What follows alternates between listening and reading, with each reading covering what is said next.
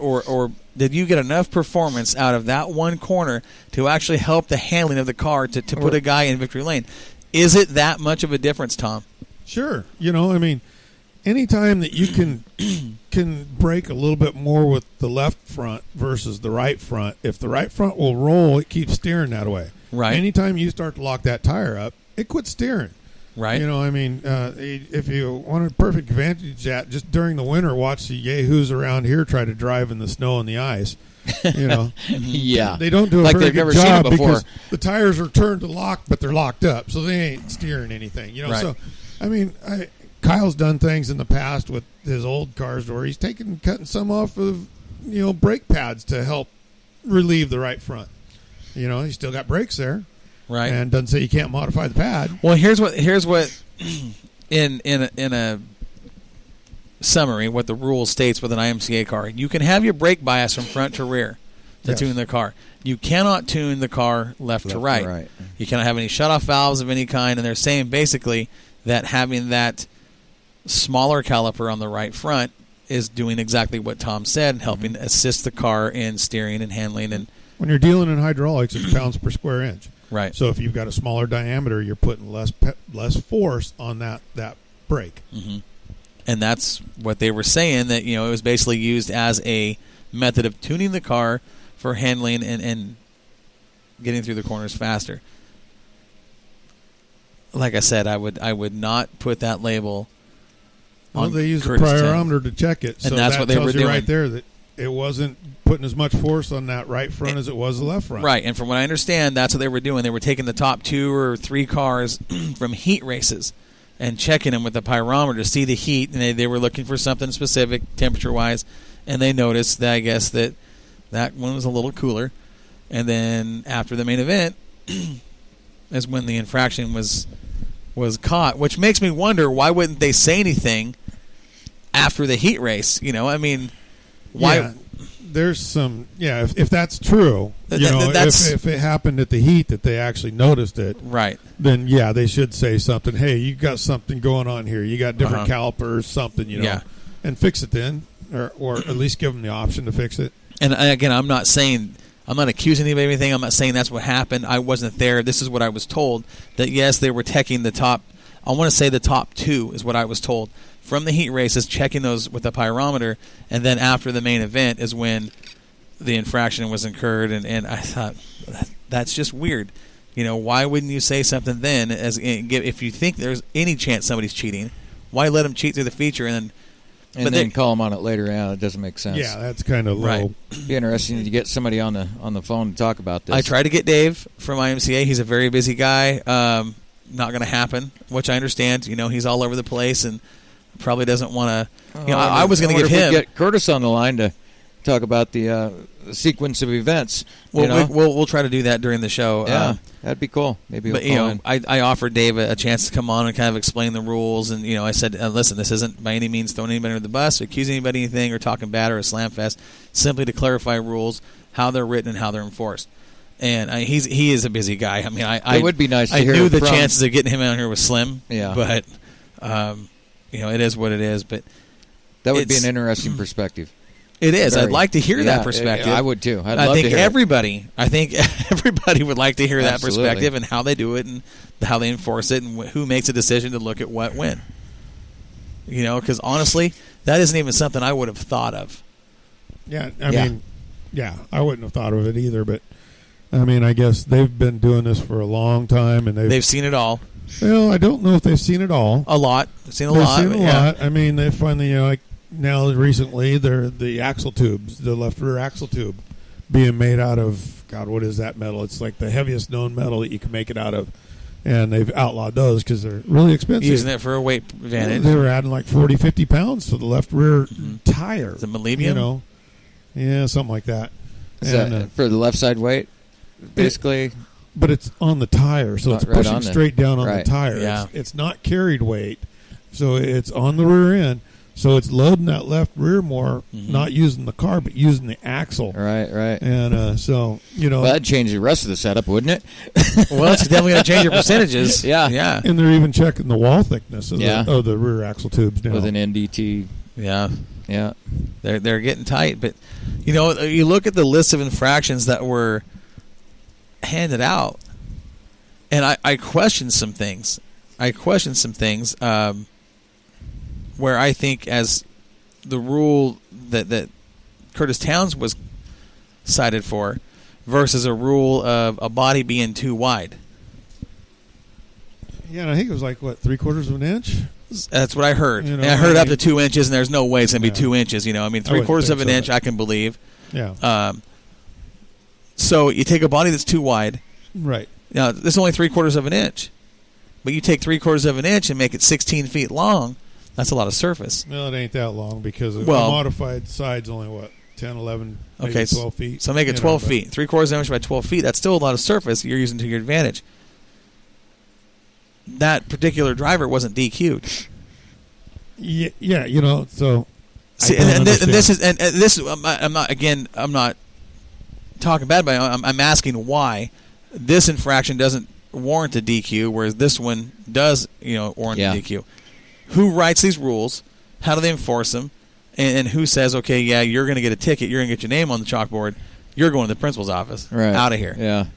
Who does this? IMCA. This is really where we need to talk to an IMCA representative. I would love to, and I've been trying to get these guys. What about the guy down there at Bakersfield, the regional manager? What's his name? Are you talking about Paul Vetter? Yeah. Man, you know what? He would be a good one to explain it, too. He would be great to explain it.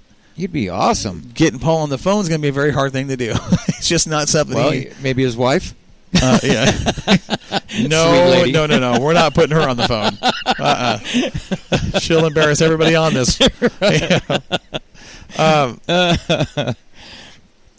It's that really confuses me. And does anybody have any thoughts on that? How would you prioritize? What rule warrants a DQ? What rule doesn't? All I can say is, I'm not the guy to answer that. IMCA is, so, it's some things make sense, some things don't. Most don't. Okay, so we just got hit up on the Swears Trucking chat line, okay? Right on. So here's what it says. I'd say most cars have different readings with a heat gun on front brakes, legally. The only way to really know if it's illegal is to take them apart. I know for a fact mine read way different, but unless he took it apart, he wouldn't know if if I was doing it legally or not. Yeah. Makes sense. A pyrometer is a pyrometer. It's just going to read heat. Yeah.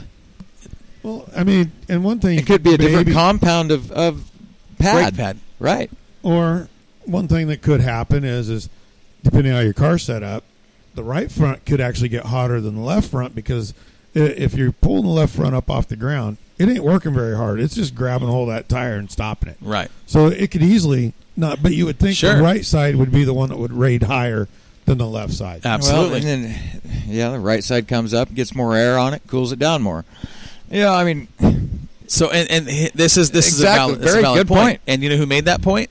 I'm not even going to guess. Colin Weinbarger. Right on, hey, Colin. So and we know how fast Colin is. We know they do their homework and they understand their setups. But he says right here, I know for a fact mine read way different. Now I'm assuming, Colin, that you were talking side to side when they checked it with the pyrometer. He says, but unless he took it apart, he wouldn't know if I was doing it legally or not. Right. Good point. So great point, Colin. It makes you wonder why they got on Curtis. What did they see there? What was was it it's just such an extreme difference that they man, there's so many variables and so many unanswered questions. That's almost like a whodunit mystery. Well, it's just why did they tear? And I don't mean to beat this thing to death. Right. I know, but then why wouldn't they check Collins if it was a great difference there? Right. Collins got a great point, and kudos for speaking up on it. Yeah, absolutely. We appreciate when the racers chime in and let us know, what's what. And I'm sure guys have came up with other ways to make things happen. Maybe smaller brake line on the right. Well, I think now we're looking at the officials. Why didn't he get flagged when he did? Right. Well, if you've got two guys under the same scenario, one guy doesn't get his brakes torn apart, and the other guy does, and he gets DQ'd. And DQ'd, right. Yeah. Wow. This could get deep. But see, IMCA, their rule book is, man, it's deep. It is. And that's what's tough with anytime you add a lot of rules to it, you do. I mean, there's factors that can add more money to it too, because you buy different pads, and that kind of stuff. So because most pads come in, a set of 4, to cover 2 wheels each. So like you might buy 2 sets of pads because you got to put one set in the right front, another set in the left front. Right. And, so Colin says they took everyone's apart. Oh, they did. So, well, that's good to know. That's good to know. That's good to know. Now, when you say everyone, I'm sure it was everyone they hit with the pyrometer and said, "Oh, there's a difference here," or it's something that red flag. Am I right? 3 or 4 cars. Top 3 or 4, whatever. Right. Oh, wow. So, that changes things a little bit. Well, it does. It does. And like again, we weren't there, and I'm just trying to get answers as to how and why it's enforced, why it's written, how it's enforced, and what Tom just said was something that I mentioned on the last show. Making all these rules actually creates drivers to spend more money. It can. I mean, it doesn't always, but it can. A lot of the time. It will, and everybody's looking for an advantage. It's racing. Yeah. They're going to do what they can, and they'll get away with it as long as they can. That's half of it. The other half's driving. Well, that's a thing. Yeah. Driving is huge, I mean. More. You got Colin. He's trying to be a funny guy here. He says, I can't finish in the top 5. Everyone in the top 5 was taken apart. I think the person that nailed that down pretty good was Bryson James, finishing 6th in the first 4 races. Right. That's funny. But you're funny, Joe. I think the whole Wild West Modified Series was actually fantastic this year with, like I said, Trenchard won the first race, Lauer the second, Dotson the third, Campos won the 4th race. The 5th race was at Sunset, Jesse Williamson. So we had 5 races, 5 different winners. The 6th race at Willamette went to Dotson, who was the first 2-time winner. Right. The 7th race, night number 2 at Willamette, went to Wade Taylor, and then Jesse Williamson finished the series as the only other 2-time winner and won the title. That series, 6 different drivers. Yep, in 8 races. In 8 races. And that we saw Oregon, Washington, California. We saw some cars out of Canada. I think there was some cars. I think there was one out of Wyoming and Arizona. I think even. Yeah. We saw a lot of different states represented, but we saw. Cool. I mean, I was only there for the last night. I thought I had a couple nights off. You were there off. for the big night. Yeah, and the level of competition on that series. Well, first of all, to see the first 5 nights have 5 different winners, whereas the year before we saw one guy pretty much win everything. Yeah. It was completely opposite what we saw in 2016. Who was it in 2016? Kellen Chadwick. I think he won all but one race. Yeah, but he started out on his roof at Wairika, and I think he must have went back home and probably put together a different car or fixed that car or something because he missed the next race or 2, didn't he? And he didn't pick back up on the series. But he ended up. I mean, it seemed like every time he entered the race, I mean, he won. I mean, dominated. He won, huh? Yeah. I'm talking about this year. Oh, this year it wasn't. Yeah, it was not a good year for him. Yeah. Oh, it was a bad year for him this year. Definitely not what he was hoping for. You know that. But we saw some phenomenal modified racing on night number 8 of that series at Willamette Speedway, and between Jesse Williamson battling for the lead with, Dotson was up there. We saw. I mean, there was so many guys that could have won that race. Bryson James, I think, finished 3rd or 4th. I mean, he was right there in the hunt. But Jesse, it's his 4th time he's won this series. He's a 4-time champ in that Wild West Modified Shootout Series. When that dude gets up front, I mean, watch him come through traffic is awesome. He's a great driver. But when he gets up front and just gets to focus on what he gets to do, he is so incredibly smooth. I mean, it doesn't matter if the track's rough and tacky or slick and smooth like we saw. He's just able to focus on his line, do his thing, and he's a big name with the modifieds. Well, he put on a heck of a show. And I finally met him on night 7, and he's a big man as well as a big name. He's not little.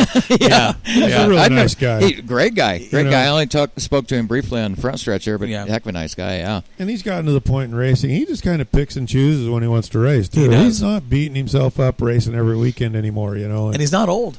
No. Yeah, I mean, he's he does get to pick and choose what he wants to do, and he goes out and that must be nice. He's just having fun. He is. And I think when a guy's having fun, that's when they're really. That's when it's all worth it. The success is there. Yeah. Yeah. It was great race.